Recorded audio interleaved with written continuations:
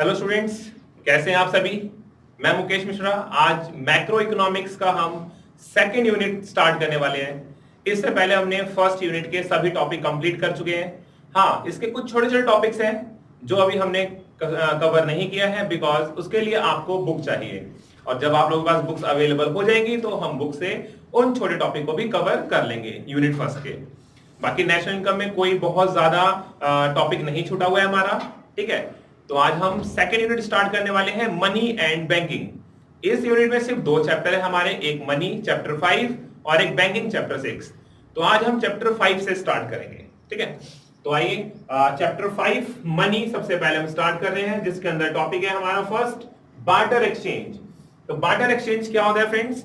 Barter exchange एक ऐसा system होता है जहां पर जितने भी पर्सन हैं वो गुड्स के बदले गुड्स का एक्सचेंज करते हैं। यानी barter exchange refers to exchange of goods for goods. यानी यहां पर मनी अवेलेबल पहले होती नहीं थी, मनी नहीं थी, तो हम किसी भी गुड्स को अगर हमें लेना है तो किसी को क्या देंगे हम, तो उसके बदले हम उसको भी गुड्स दे देते, और दोनों पर्सन आपस में गुड्स के बदले गुड्स एक्सचेंज करके एक दूसरे की नीड को सेटिस्फाई करते थे। जैसे एक एग्जांपल लेते हैं, एक पर्सन है मिस्टर रामलाल और एक पर्सन है मिस्टर काशी। ये दोनों आपस में फ्रेंड्स हैं, ठीक है। तो रामलाल को नीड थी बुक्स की और काशी को नीड थी क्लॉथ्स की।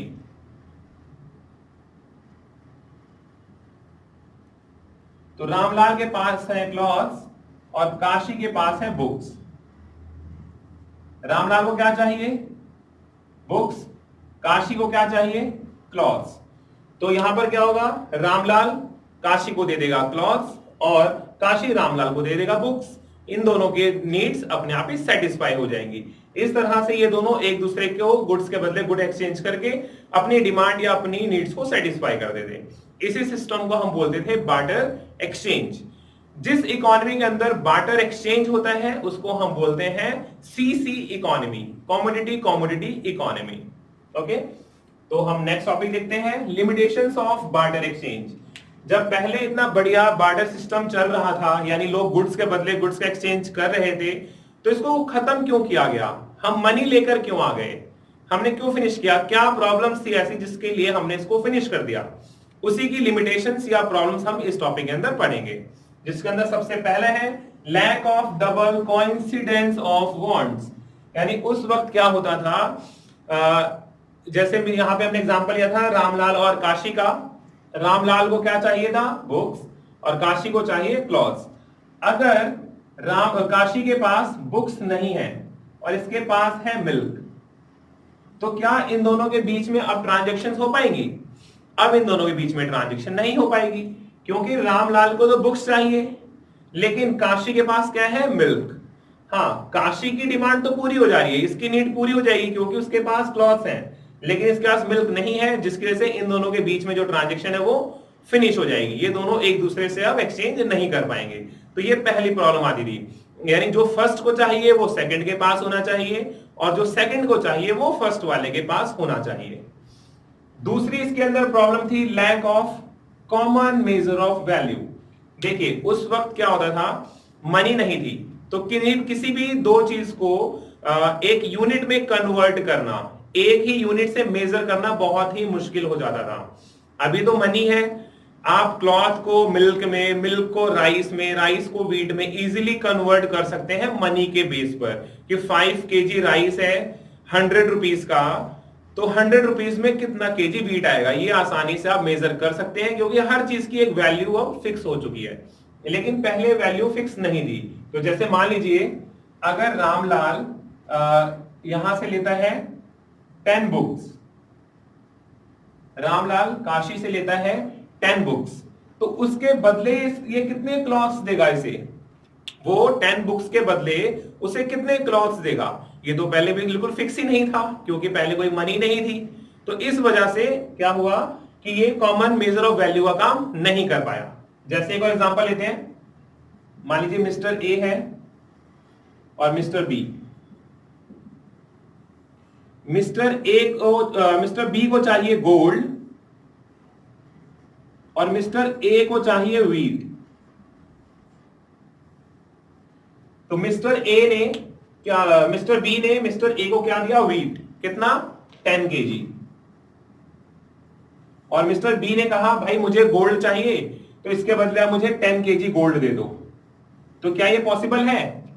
पॉसिबल नहीं है, क्योंकि हम इसको मेजर ही नहीं कर पाएंगे किसी तरह से कि अगर ये 10 केजी व्हीट उससे ले रहा है तो उसे कितना गोल्ड देगा। ये पहले इसको मेजर नहीं कर पाते थे, जिसको लेकर बहुत ज्यादा प्रॉब्लम्स पहले क्रिएट होती थी, इसलिए फिर हम मनी को लेकर आ गए थे। ठीक है, नेक्स्ट है प्रॉब्लम के अंदर standard of deferred payment. Deferred word देखिए ये जुड़ा होता है हमेशा फ्यूचर से, फ्यूचर पेमेंट को हम डेफर्ड पेमेंट के अंदर कंसिडर करते हैं। जैसे अभी अगर मैं आपसे कुछ मनी बोरो करता हूं तो उसको इजीली मैं आपको कुछ टाइम बाद पे भी कर दूंगा और आपको कोई प्रॉब्लम भी नहीं होगी। अगर मैंने आपसे ऑनलाइन लिया है तो मैं आपको ऑनलाइन या कैश किसी भी फॉर्म में दूंगा, आपको कोई भी प्रॉब्लम नहीं होगी मनी की फॉर्म में। लेकिन पहले के टाइम पे जब लोग एक दूसरे से गुड्स बोरो करते थे और उसको रिटर्न करने में बहुत ज्यादा प्रॉब्लम आती थी। मान लीजिए मिस्टर ए ने मिस्टर बी से 100 केजी राइस लिया और उसने कहा मैं आपको नेक्स्ट ईयर पे कर दूंगा, नेक्स्ट ईयर मैं आपको 100 केजी राइस दे दूंगा। लेकिन जब इसने 100 केजी राइस को पे दिया तो वहां पर जो उसकी क्वालिटी थी, उस राइस का जो ग्रेड था वो पहले वाले राइस से कम था, क्योंकि जरूरी नहीं है कि जो क्वालिटी जो ग्रेड पहले उसने किसी से बोरो किया है सेम वही उसको वो रिटर्न कर दे। ऐसे कोई किसी से अगर 100 केजीज एप्पल लेता है और उसको नेक्स्ट टाइम एप्पल देगा तो एप्पल तो बहुत टाइप के होते हैं, क्या पता उसने उसको वाला एप्पल नहीं पे कर पाया हो। तो सेम थिंग पे करना फ्यूचर में बहुत ही प्रॉब्लम्स क्रिएट करता था, इसलिए फ्यूचर पेमेंट में बहुत ज्यादा प्रॉब्लम्स आती थी, जो कि इस वक्त मनी में ऐसा बिल्कुल भी नहीं है। नेक्स्ट टॉपिक है lack of store of value. Store मतलब इस वक्त देखिए आपके पास, मेरे पास, हमारे पेरेंट्स के पास काफी पैसा स्टोर है, कहां, घर में या फिर बैंक्स में। ठीक है, आप लोग आसानी से अभी कितना भी पैसा स्टोर करके रख सकते हैं।